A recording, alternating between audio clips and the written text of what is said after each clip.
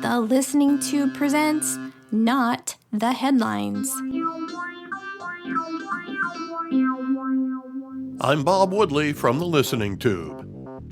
America's big celebration for its 250th anniversary has come and gone, and the United States men's soccer team has been eliminated from the World Cup. I found both of these occasions to be quite revealing. Many say there is a political divide in the United States, and that may be true, but the divide seems to go much deeper than politics. The divide has now drilled down to the very core of America's foundation.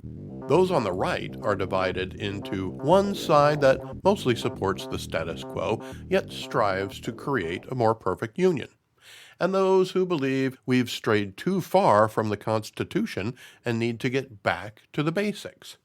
On the left, the division is between true Democrats, who also want to strive for a more perfect union, and those who want to destroy the Constitution and society as we know it and rebuild it in some other way, but similar to socialism, along with bigger government involvement in our everyday lives, contrary to the current Constitution.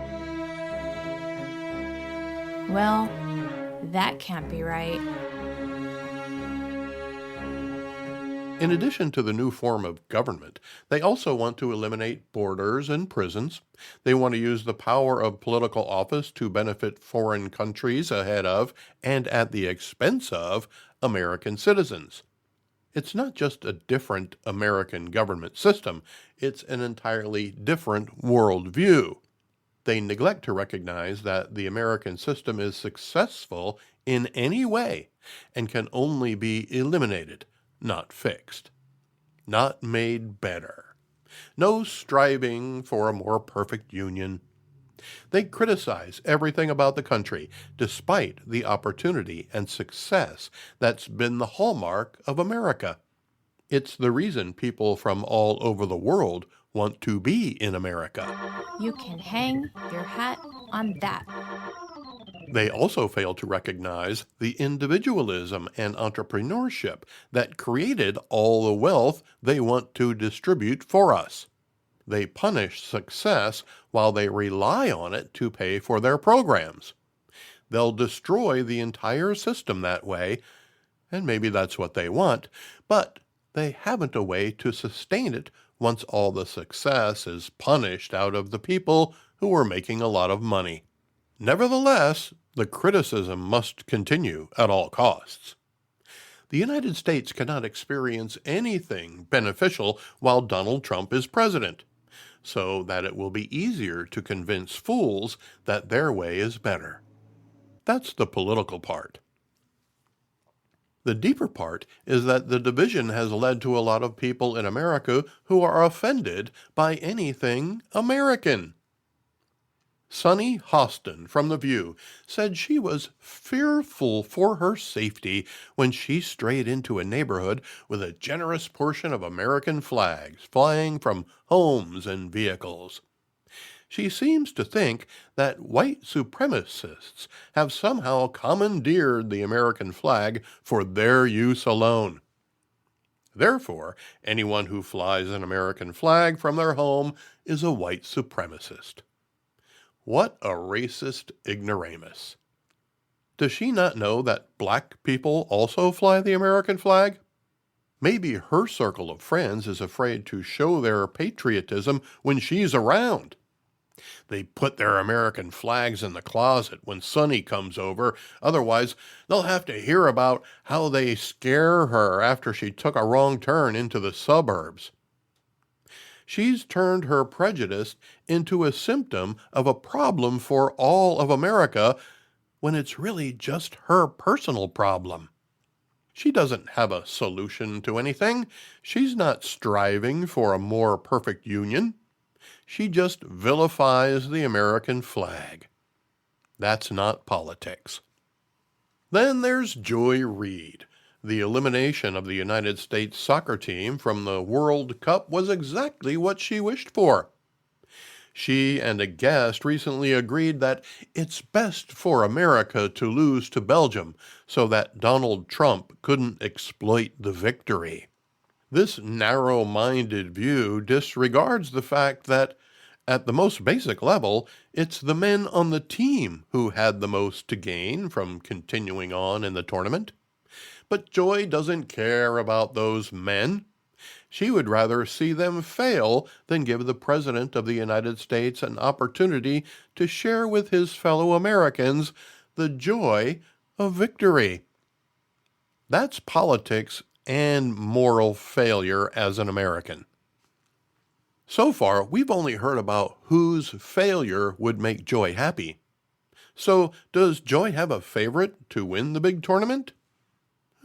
Kinda. After saying she couldn't celebrate America's anniversary as a black person in America. Wait, didn't this lady have a television program? In America? Anyway, she added, I'm rooting for all the African teams. I'm being very open about it. I'm rooting for the African teams. I want one of them to win. I think it would be so great for the global South for an African team to take home the big prize. Joy didn't bother to name a team. She may have chosen Africa because of her own heritage. Her father was from the Congo, and they have a team in the tournament. The Congo Leopards. The Fightin' Leopards! She could have said she was supporting the team from Congo because that's where her father was born. But she didn't. She said any African team, or what she called the Global South. Part of Africa is north of the equator and part is south of the equator. Based on her description, we're looking at countries south of the equator or the Global South in Africa. Based on what we know about Joy Reid, we could reasonably conclude that what she really meant was a team from a predominantly black country. Like, I don't know, the Democratic Republic of Congo, where her dad was born? Now, to Joy's credit, the area of the Congo spreads both north and south of the equator, not being entirely in either hemisphere, so her own racism may have precluded her from recognizing that her father's homeland had a team in the tournament. It's more likely that she didn't have a clue which countries had a team in the tournament. Otherwise, she would have known that the only country that has a team in the geographic area that she describes, an African team from the Global South, is South Africa. The former land of apartheid, the place where Nelson Mandela was imprisoned, the place where a white majority ruled over a black the place where a white minority ruled over a black majority until well into the 20th century. So that's who Joy Reid was rooting for. Anybody but the United States. As it turns out, Congo was eliminated by England and South Africa was eliminated by Canada. So sorry, Joy, but your prejudice didn't work out for you this time. Send email to thelisteningtube@outlook.com. As for her and Sunny Hostin and the rest of the people who claim the United States is an embarrassment and a failing country while hiding behind the Constitution of the United States, maybe it's time you took another look at how your racism and prejudices are blinding you from the reality that enables you to be so incredibly ignorant of the vast freedoms and opportunities you have. Because if you look at the two teams that beat Congo and South Africa in the World Cup, Canada and England, you'll learn that neither of those two countries have freedom of speech. The same freedom you use to demonstrate your contempt for the country that guarantees you have it.